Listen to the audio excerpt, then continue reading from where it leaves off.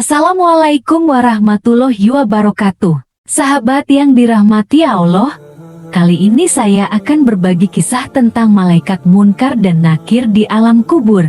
Setiap malaikat memiliki tugas masing-masing, demikian halnya malaikat munkar dan malaikat nakir.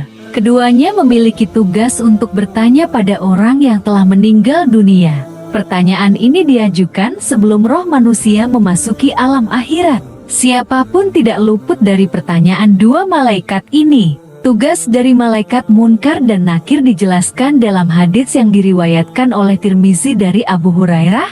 Rasulullah Shallallahu Alaihi Wasallam bersabda, apabila mayat atau salah seorang dari kalian sudah dikuburkan, ia akan didatangi dua malaikat hitam dan biru, salah satunya munkar dan yang lain nakir.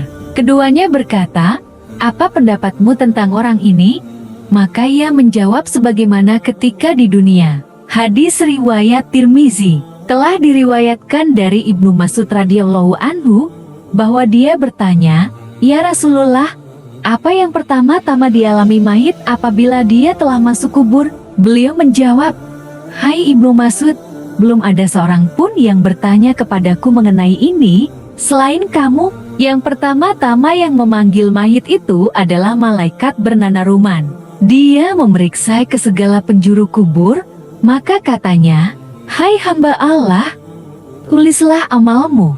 Mayit itu menjawab, 'Saya tidak punya tinta ataupun kertas.' 'Tidak mungkin,' kata malaikat Ruman.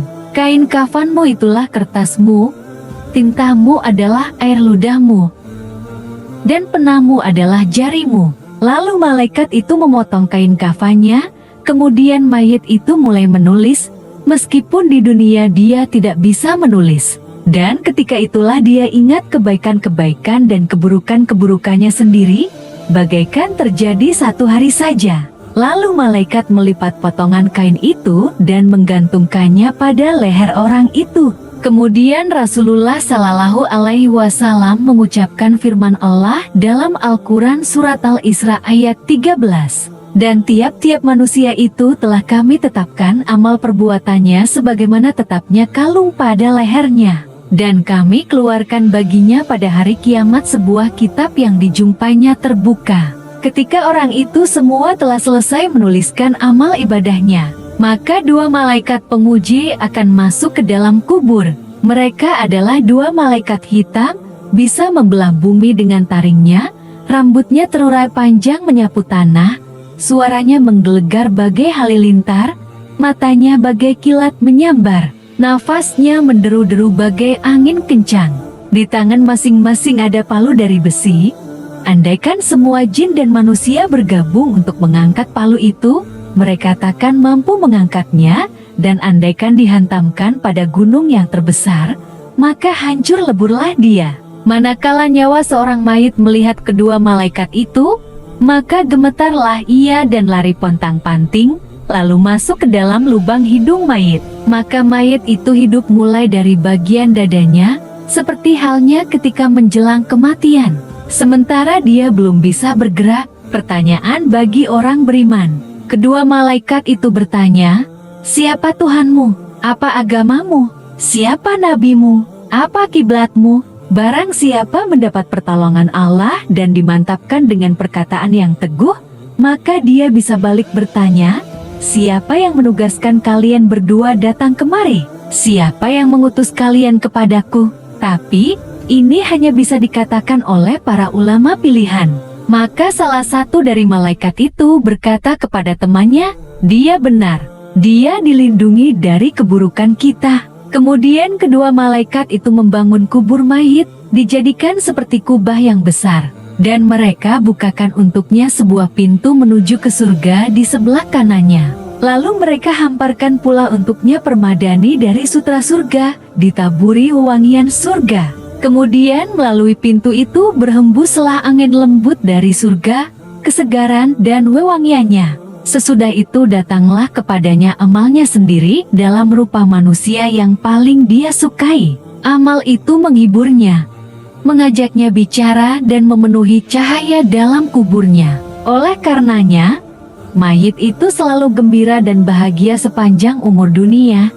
sampai datangnya hari kiamat kelak. Bahkan dia bertanya-tanya, kapankah datangnya kiamat? Karena tidak ada yang lebih dia sukai selain datangnya kiamat. Dan di bawah para ulama adalah kedudukan orang mukmin yang beramal kebaikan.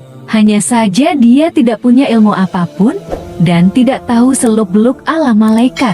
Amalnya datang menemuinya setelah perginya malaikat Ruman dalam rupa yang paling indah, baunya harum, dan pakaian indah. Amal itu berkata kepadanya, "Tidakkah kamu mengenalku?" Mayit itu balik bertanya, "Siapakah kamu yang Allah karuniakan kepadaku dalam kesendirianku?" Dia jawab, "Aku adalah amal baikmu. Jangan sedih dan jangan takut. Sebentar lagi malaikat Munkar dan Nakir akan datang kepadamu. Maka jangan kaget." Lalu amal itu mengajarinya bagaimana berhujah. Dan tatkala mayit itu dalam keadaan demikian, tiba-tiba dia dibentak oleh kedua malaikat itu. Dan disuruhnya duduk seraya menyampaikan pertanyaan yang sama, yakni, "Siapa Tuhanmu? Apa agamamu? Siapa nabimu? Apa kiblatmu?" Maka mayit orang beriman itu menjawab, "Allah Tuhanku, Muhammad nabiku, Al-Quran pemimpinku, Ka'bah kiblatku, Ibrahim bapakku, agamanya adalah agamaku."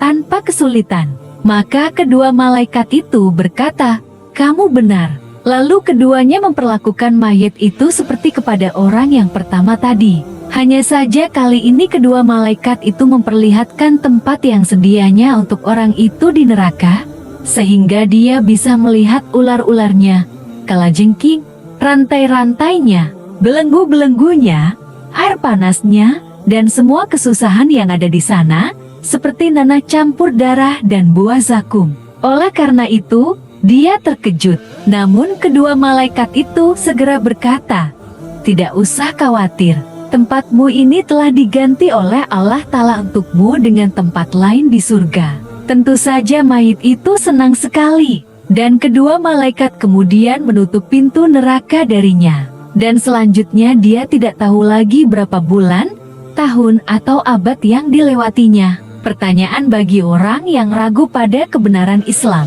Di antara manusia ada yang terhambat oleh pertanyaan-pertanyaan yang harus dia jawab. Jika akidahnya menyimpang, dia tidak mampu mengucapkan, "Allah Tuhanku," tapi yang dia ucapkan justru kalimat-kalimat lain. Maka kedua malaikat itu, Munkar Nakir, akan memukulnya dengan suatu pukulan yang membuat kuburnya meluapkan api. Kemudian padam untuk beberapa hari, lalu menyala lagi. Demikian seterusnya sepanjang umur dunia.